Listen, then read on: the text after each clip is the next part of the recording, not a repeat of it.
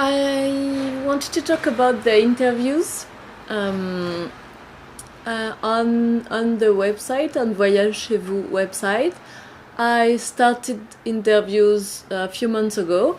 I for the beginning I interviewed my friends to start with this exercise, because it's not really easy at the beginning. So I wanted to do it like with people that I don't know, love me and were really supportive. I did the interview in person, and then I wait for a bit to publish them. I published them on the website. Like I do the interview with my mic. At the beginning, it was with my phone. Actually, this one was a Christmas gift. I did the interview with the mic on my phone, and then I wrote everything down, and then translated, because some of them were in French and some of them were in English.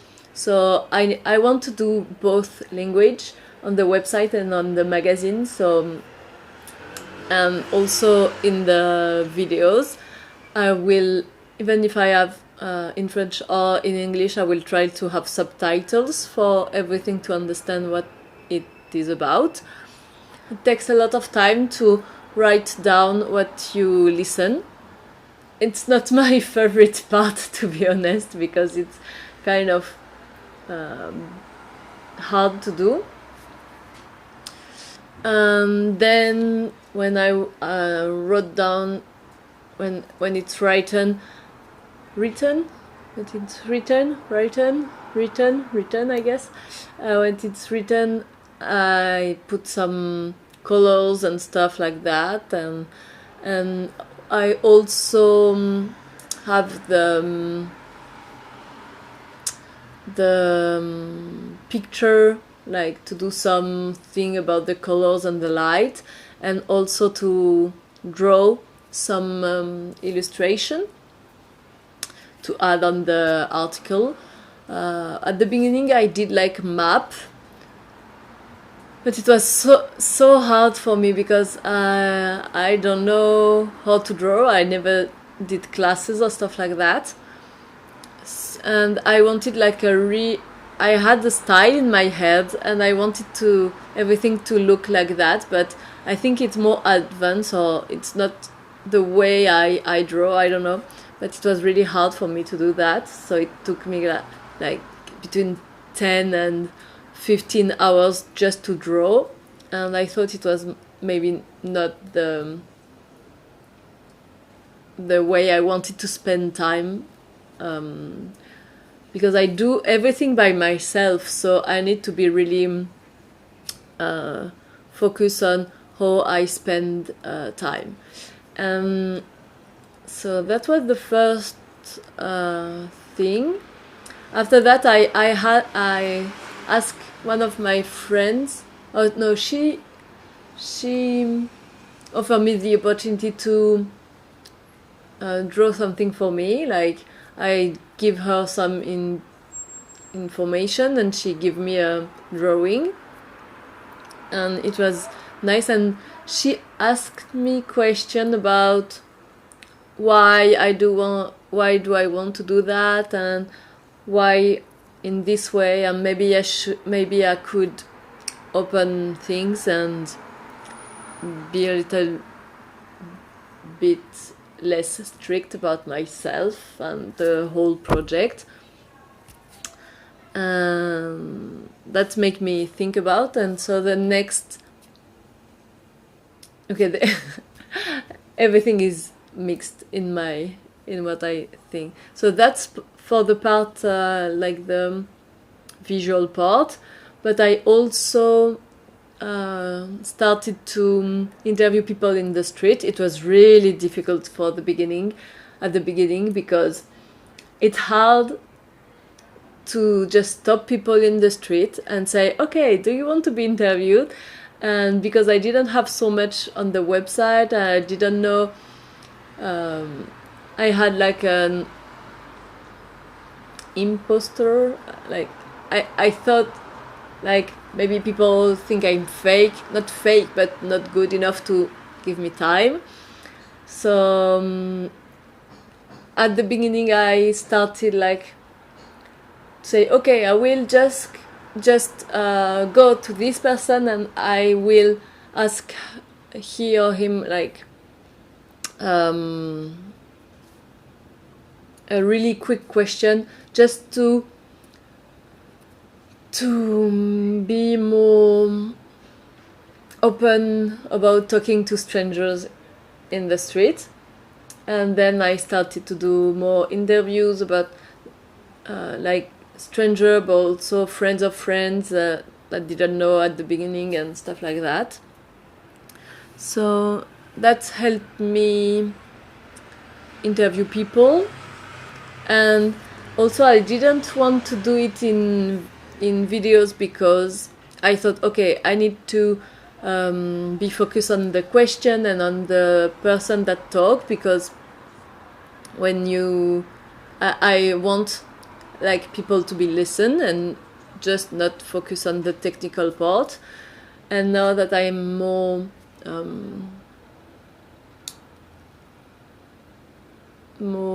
used to do interview of random people in the street, I thought maybe I could start to do like videos, interviewing videos, yeah, I guess. Yeah, so I started that.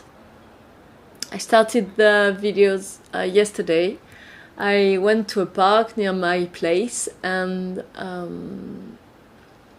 I started to ask people if they wanted to be interviewed, and I asked like 6 people, and no, that's funny actually. I just came down to my building and I had my camera on the monopod on my shoulder and the microphone on the other hand, and one guy just stopped me and said, "Oh, you interview people, what about?" And so I tell him like I interview people about the link between them and the city of Paris, because I'm in Paris right now. Do you want to be part of the interview? And he was like, yeah, sure, of course. So, and it was not even the 2 first minutes in the street, so I was like more confident after that, because I was like, okay, maybe people want to talk about it. And I was afraid because it's hard to talk to people in Paris. I had this thing in my head. I had a conversation with someone that wanted to, who wanted to interview people, but she didn't really know how to do it. And so she asked me for advice, and it was kind of weird to give advice about that, knowing that I just started 1 year ago. But I also felt, okay, I really improved myself this year about the interviews, and so I felt proud of myself. So the first thing she asked me was, how do you find people to interview? So I choose to interview random people in the street to better understand the city. It makes sense for me to ask people in the city what they feel about that for my theme. But if someone has a different project, obviously it's not it doesn't have to be this way. And at the beginning it was kind of hard to go to people you don't know in the street. I usually go to people that look nice, that look like not dressed nicely, but seems nice as a person. I go to people that are alone, and usually people that are sit on bench or on the grass, and I go to people I feel comfortable to stop their activities. Like, of course, if they are on the phone, I won't go to them. If I see they study really focus and extra, I won't go there. But if someone is scrolling on his or her phone, reading something, but often put her nose out of the book, I don't know, someone just waiting, I will go to them. And I introduce myself, and I explain the project, that I want to discover the city through the people, and I ask them if they want to be part of the project. And in Paris, I'm not that rejected. When I did it in Strasbourg, it was pretty easy to talk to people, and but for example in Toulouse, in the south of France, I asked maybe 10 people and nobody wanted to do it. So I guess it depends on the city, and also how do I introduce myself, because I guess like in Paris you need to go straight to the point to explain really quickly. They need to understand really quickly, but maybe in Toulouse I would have been more likely to have interview if I took more my time, I don't know. So I start the interview, and the questions are always the same. I have questions that I always ask, or pretty much always, and I'm getting better to really be careful to what they said and ask other questions to make them tell a story. It was hard at the beginning. I was really stressed, and I followed my question and everything, and now I'm more relaxed, and I try to interact more with the people.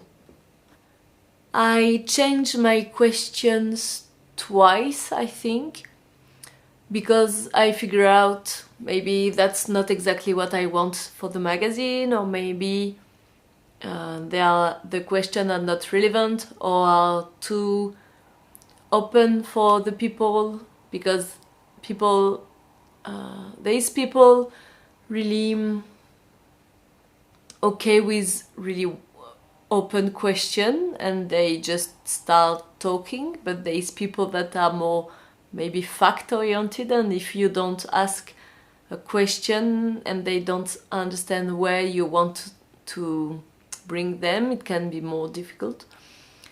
And so I started to change the questions a little bit. It was what is hard when you do interview of random people is that you don't have the context of the person before, so it can be hard to go to find the story they have to tell.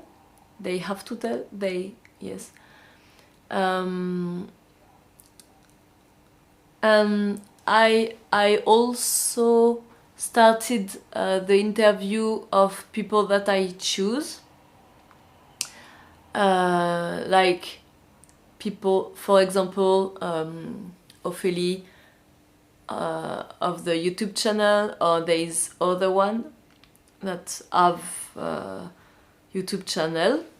I started to do this interview more focused about someone, to have because one, it's easier to go to the point, because you can do research about the people that are already online. You have an appointment with them, so it's easier to have a schedule, and also because they have already a public, if the public is interested in what the person has to say, it can bring me some public also. And it's, yeah, and the people that I interview are aware of that, and that's how they started, so they feel good about that, because the project interests them, and they think it would be good to have more visibility for me, so that's nice to them. Yeah, the biggest difference between interviewing someone that you can focus on and someone randomly in the street is about the question, and you feel more prepared, and you can do more focused question, and it's easier than to go to random people in the street. Like, okay, in 3 days I will do an interview of Ophélie from Ta Mère Nature YouTube channel. I'm kind of stressed because that's the first time I have an appointment to do an interview. So I guess why I'm stressed is because in my mind she can have expectation, and I'm afraid to not meet the expectations. But that will be fine, I guess. And the other thing is she has like an expertise, because she talk about the green area and a lot of thing about like gardening in the city. I don't know if gardening is the good way of saying that in English. Yeah, do stuff with plants. But because her expertise is so close to the way she lives in the city, I want to do a mix between the interview I do usually with random people in the street and an interview of someone with expertise. So I need to find like specific question to ask her about like her expertise, but that she can tell me stories about her life here in Paris.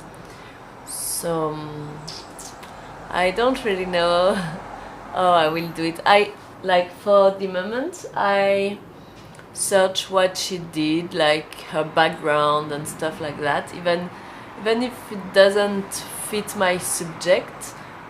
I guess it's always good to know how you talk to, and I pick some subject that can be relevant or be interesting for the interview. And now I need to choose the subject and do like proper question about them. I want to be prepared, but I don't want to lose the natural kind of way of discussion and stuff. So I need to have my question prepared and in my mind, but I want to be still open to let the conversation happen. Yeah, and I need to get back to her to know where we can meet on Saturday. So I just came back from the interview with Ophélie, and I was a little bit stressed before because yes, the appointment was not really clear at the beginning, and so it was almost at the at the very last moment that we schedule it. But I prepared all my questions. Maybe I can show you where is. Okay. It's in French, but you will. Can you see? Yeah, I had like this question with like